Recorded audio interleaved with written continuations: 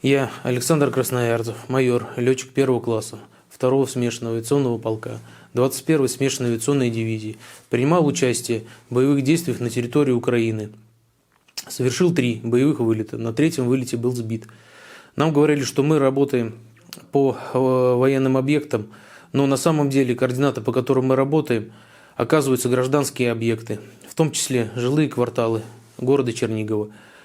При этом мы используем неуправляемые бомбы, что приводит к большому количеству жертв среди гражданского населения. Результаты наших авиаударов я видел своими глазами. Разрушенные жилые дома и убитые мирные жители. Как мне стало известно, вчера в городе Мариуполь воздушно-космические силы России нанесли удар по детской больнице и роддому.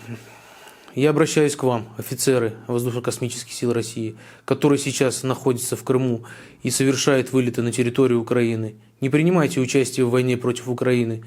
Мы воюем не против каких-то нацистов, а против всего народа Украины. Не пятнайте свою честь, не убивайте женщин и детей.